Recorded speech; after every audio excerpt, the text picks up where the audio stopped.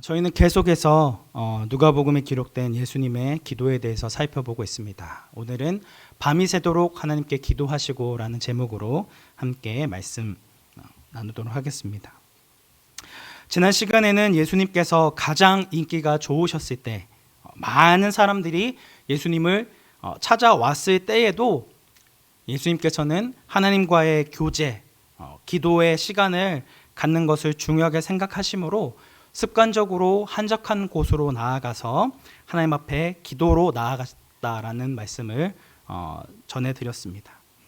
이처럼 우리의 바쁜 일상생활 가운데서도 시간을 내어서 주님 앞에 기도하는 그것이 얼마나 귀하고 복된 일인지를 잘 보여주고 있는 것이죠. 오늘 본문의 말씀은 예수님께서 공생의 3년 동안 언제 어디에서나 함께할 12명의 제자를 선택했다는 말씀을 전하고 있습니다. 이 말씀이 너무나도 중요한 말씀이기 때문에 공간복음 모두에 다 등장을 하고 있습니다. 그래서 마태복음 10장 1절에서는 예수께서 그의 12제자를 부르사 더러운 귀신을 쫓아내며 모든 병과 모든 약한 것을 고치는 권능을 주시니라고 기록되어져 있으며 마가복음 3장 13절 말씀에서도 또 산에 오르사 자기가 원하는 자들을 부르시니 나온지라 라고 나와 있습니다. 오늘 우리가 읽은 누가복음까지 세 복음서 모두 예수님이 12제자를 부르셨다라는 것을 이야기하지만 오직 누가복음만이 예수님께서 이 많은 사람들 가운데 12제자들을 사도로 세우신 과정에 대해서 설명을 하고 있다라고 하는 것이죠. 저희 방금 읽었지만 우리 다시 한번 우리 누가복음 6장 12절과 13절 말씀 합독하도록 하겠습니다. 이때에 예수께서 기도하시러 산으로 가사 밤이 새도록 하나님께 기도하시고 밝음에 그 제자들을 부르사 그 중에서 12를 택하여 사도라 칭하셨으니. 아멘. 12절 말씀에서 기도를 두 번 언급하고 있습니다. 첫 번째 언급은 예수님께서 기도하시기 위해 산으로 올라가셨다라고 하는 것이고, 두 번째 언급은 그가 밤새도록 하나님께 기도하셨다라고 하는 것입니다. 누가는 예수님께서 12제자를 선택하신 사건을 예수님께서 밤새도록 하나님께 기도하셨다는 것과 연결시키고 있습니다. 예수님의 12제자의 선택이 철야 기도의 결과였다라고 하는 것이죠. 여기서 12절 말씀에 밤이 새도록 하나님께 기도하시고 라는 부분을 주목할 필요가 있습니다. 이 문구를 헬라어 문자 그대로 충실하게 번역하면 그는 하나님의 기도 안에서 밤을 지새우고 있었다가 됩니다. 여기에서 누가는 이 예수님의 기도를 하나님의 기도라고 소개하고 있다라고 하는 것이죠. 하나님의 기도라는 표현은 오직 신약 성경에서 이 누가복음 6장 12절에서만 등장을 하는 매우 독특한 표현입니다. 물론 이 표현은 하나님 아버지께서 기도하셨다는 그런 의미가 아닙니다. 기도는 기본적으로 하나님께 하는 것이죠. 하지만 여기에서만 등장하는 이 독특한 표현을 통해 이 저자 누가가 강조하고자 하는 의도가 숨겨져 있습니다. 그 강조하고자 하는 의도가 무엇이었을까요? 본문 내용을 하나씩 살펴보면서 그 의도가 무엇인지 살펴보도록 하겠습니다. 우리가 첫 번째로 볼 부분은 예수님께서 기도하러 산으로 올라가신 배경입니다. 12절을 시작하는 문구 이때에 라는 이 단어는 전문맥을 통해서 그 배경이 무엇인지를 구체적으로 보여주고 있는데요. 6장 1절 말씀을 보시면 안식일에 제자들이 이삭을 잘라 손으로 비벼서 먹는 그런 장면이 등장합니다. 이로 인해 이 바리새인들이 강하게 예수님한테 이야기하죠. 이런 일은 안식일에는 할 수 없는 그런 행동이라고 지적을 합니다. 연이은 6절 말씀에 또 다른 안식일에 예수님께서 회당에서 오른손 마른 사람을 고치시자 이 서기관들과 바리새인들이 이 부분에 대해서 반발을 합니다. 안 그래도 이 전장인 5장 말씀에서 예수님께서 들것에 실려온 중풍병자를 고쳐주실 뿐만 아니라 감히 죄 용서를 선언하고 또 눈의 가시처럼 느껴지는 세리들과 죄인들과 식탁 교제를 하는 것으로 예수님을 비방했던 이 지도자들은 연이어서 이런 안식일의 문제가 터지자 크게 분노하게 됩니다. 그리고 오늘 본문 말씀의 바로 전 말씀인 6장 11절 말씀에서는 예수를 어떻게 제거할까, 어떻게 죽이게 될까를 의논하기에까지 이르게 됩니다. 예수님께서는 이런 위협적인 상황 가운데서 하나님 앞에 집중적으로 이 문제에 대해서 기도하기 위해 산으로 가셨습니다. 이런 부분에서 오늘 본문에 등장하는 예수님의 이 철야 기도는 지난번 기도와는 확연히 다릅니다. 지난번에 예수님이 습관적으로 한적한 곳으로 나아가 기도했을 때에는 예수님의 인기가 절정에 이르렀을 때에 하셨던 기도라면 오늘 본문의 말씀은 이런 종교 지도자들의 반대와 위협이 있는 그런 정반대의 상황에서 이루어졌다라고 하는 것입니다. 예수님께서 밤새 하나님께 기도한 내용은 분명히 이 앞서 나와 있던 말씀과 같이 서기관들과 바리새인들의 이 반대에 대해서 내가 어떻게 이 문제를 해결해야 할 것이냐에 대한 문제였습니다.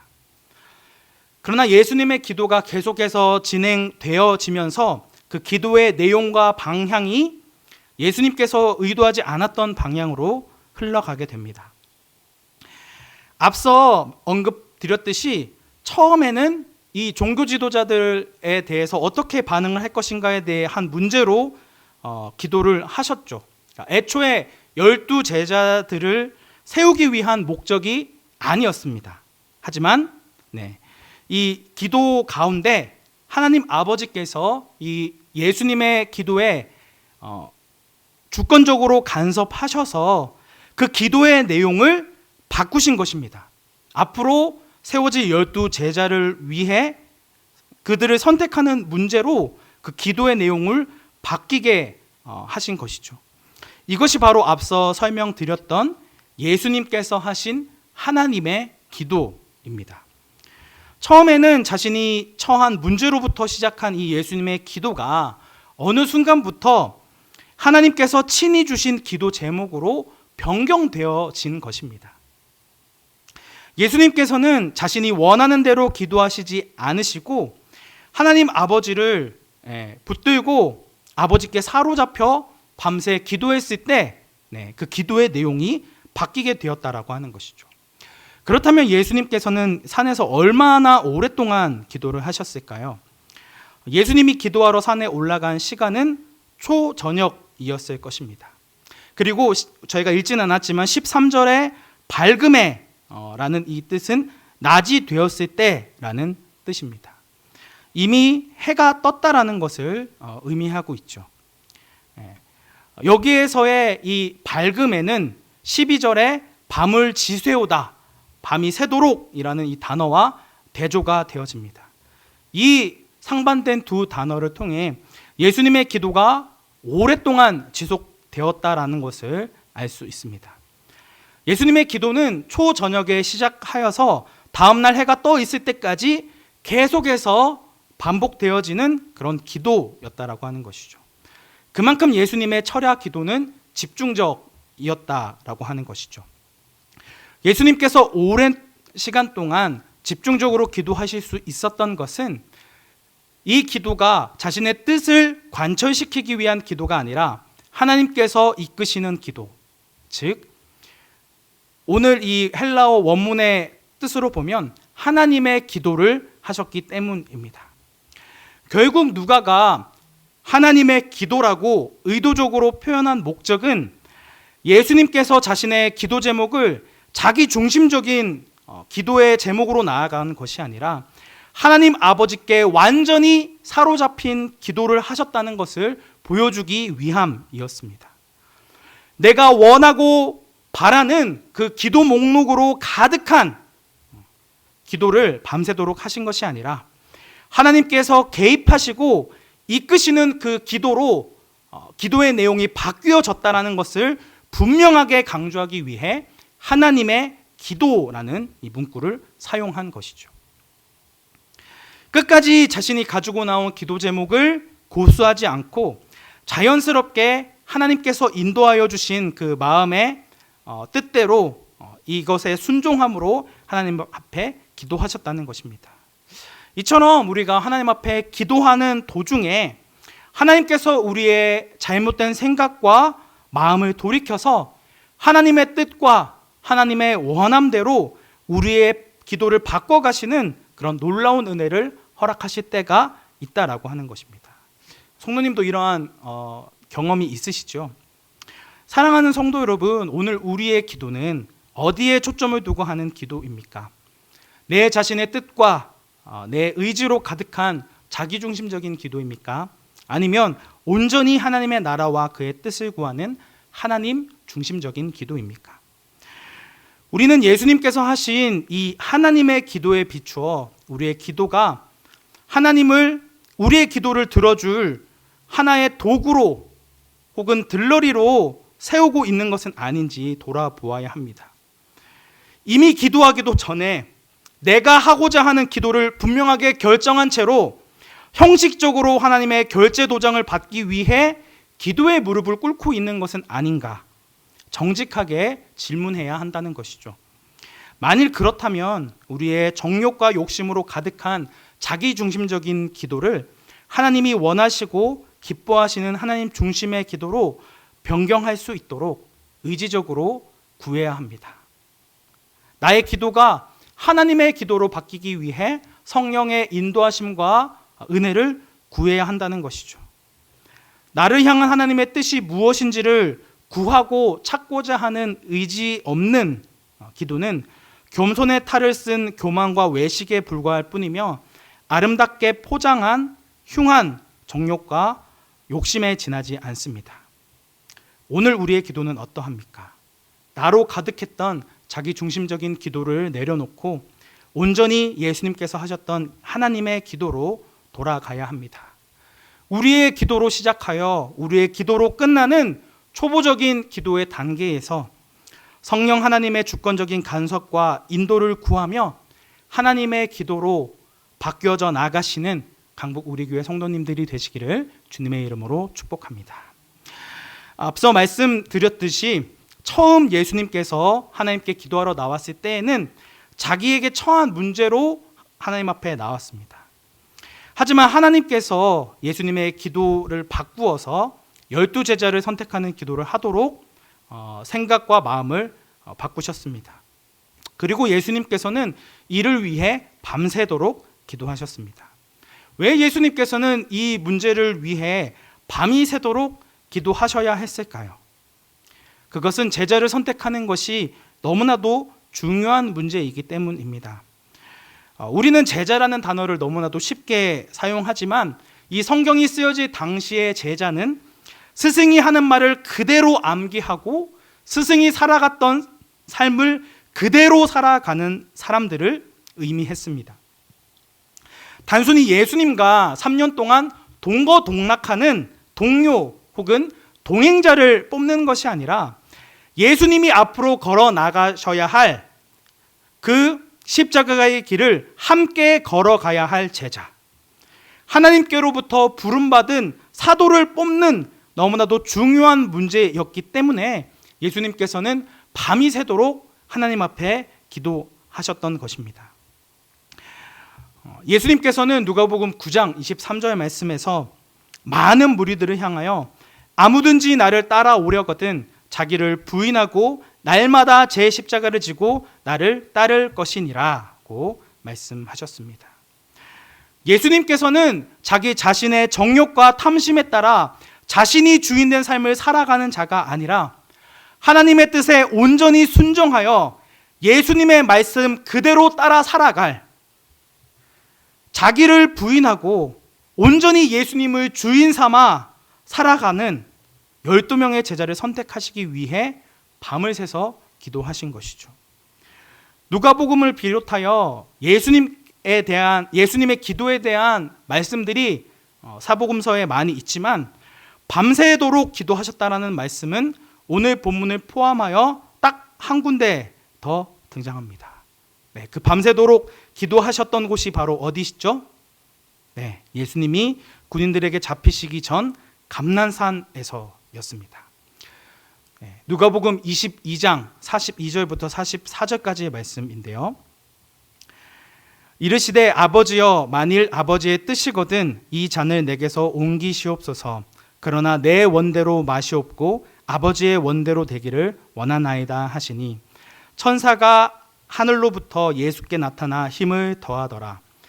예수께서 힘쓰고 애써 더욱 간절히 기도하시니 땀이 땅에 떨어지는 핏방울같이 되더라.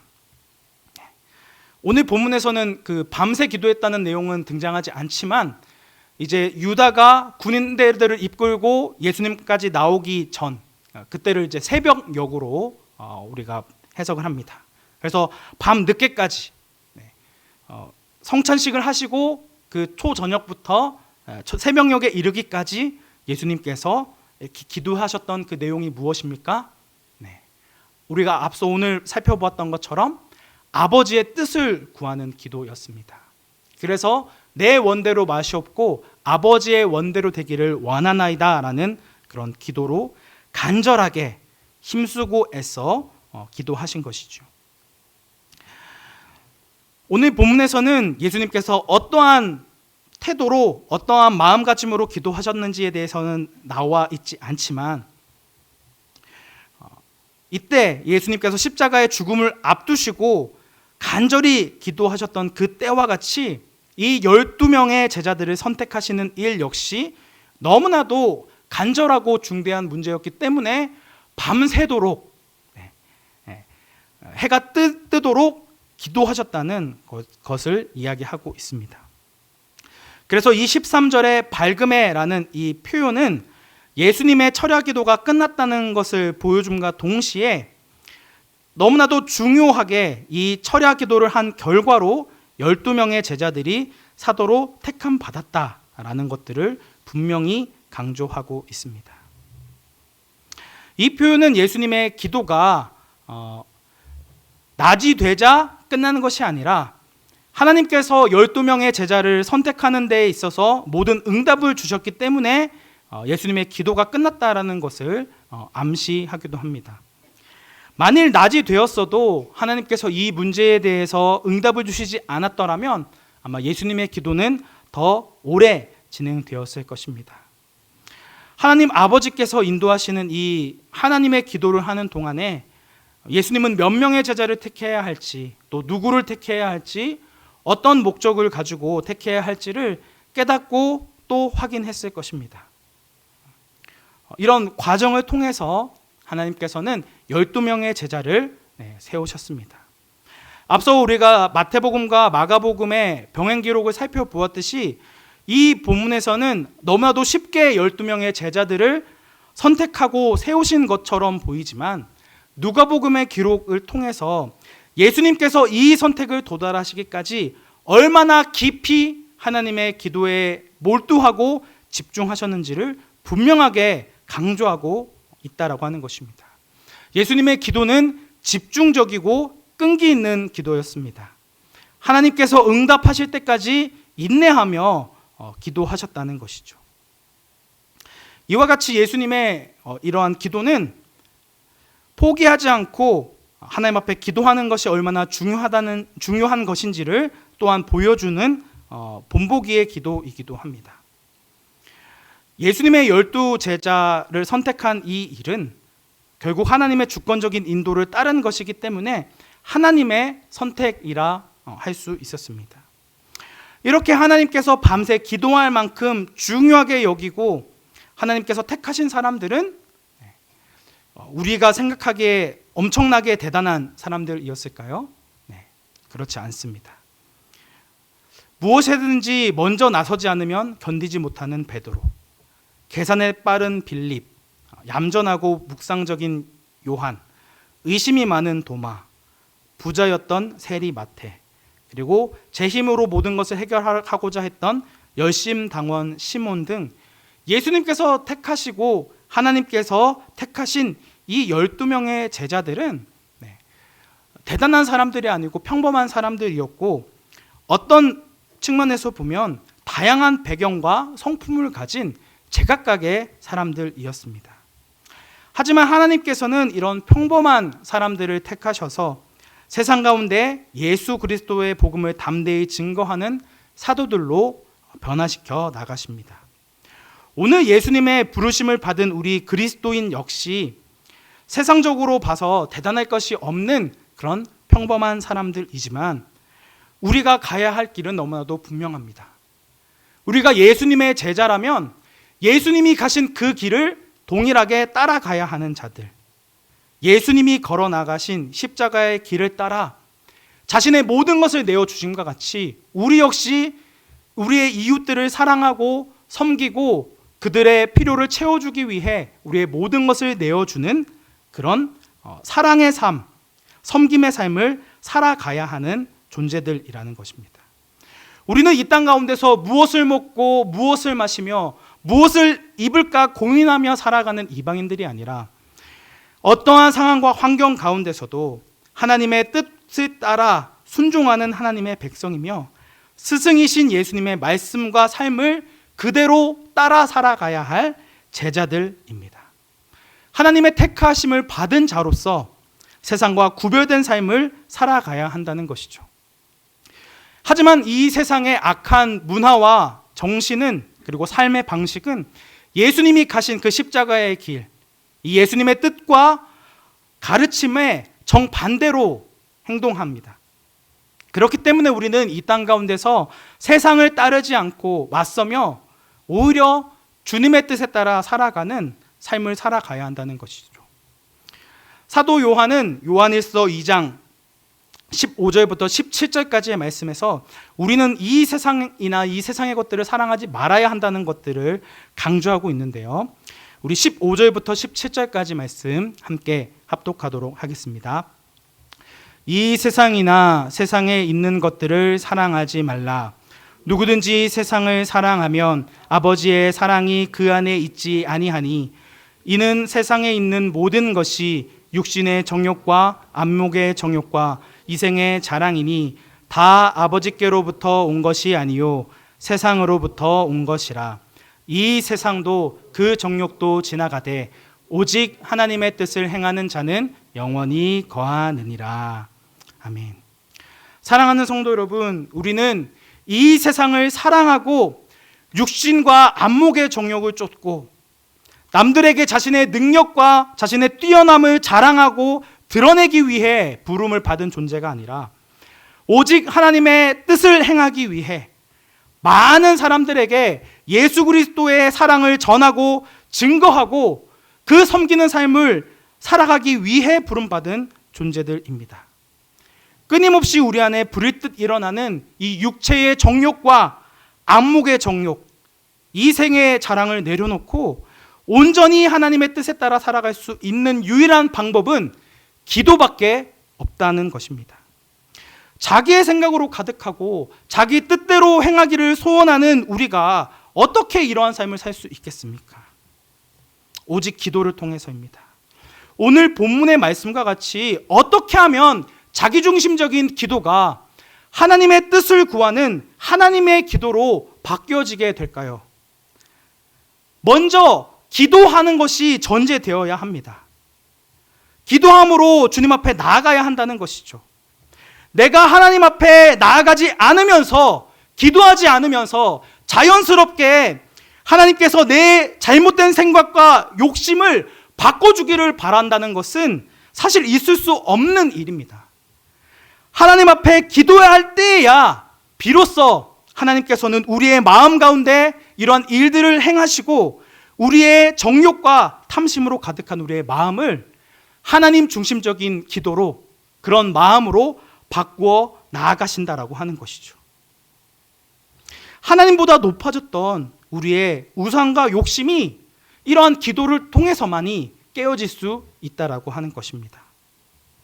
기도를 통해 내 자신의 욕심과 자아와 내 세상의 모든 것을 추구하는 것이 깨어지지 않는 이상, 자기 자신을 부인하지 않는 이상 우리는 결코 예수님의 제자라 부름받을 수 없습니다. 기도 없이는 하나님을 만날 수도 없고 하나님을 기쁘시게도 할 수 없다라고 하는 것입니다. 사랑하는 성도 여러분, 예수님께서는 이 12명의 제자를 세우기 위해 밤새도록 기도하셨습니다. 그리고 오늘 우리들 역시 예수님께서 세우신 이 제자들과 마찬가지로 우리가 이 세상에 얽매여서 살아가는 것이 아니라 제자들이 걸어 나갔던 그 십자가의 길을 걸어 나아갈 수 있도록 끊임없이 성령을 통해 우리를 도우시고 우리를 인도하시고 우리에게 진리의 말씀을 알려주십니다. 오늘 우리는 이러한 성령의 인도하심과 도우심을 구하고 계십니까? 기도로 나의 정욕과 탐심을 죽이고 온전히 하나님의 뜻에 순종하지 않는 자가 어떻게 예수님을 따라 살아가는 제자라고 그리스도인이라 할 수 있겠습니까? 우리의 생각과 뜻을 내려놓고 온전히 주님의 말씀에 순종하는 하나님의 기도로 우리의 기도가 변화되어지는 강북 우리교회 성도님들이 되시기를 주님의 이름으로 축복합니다.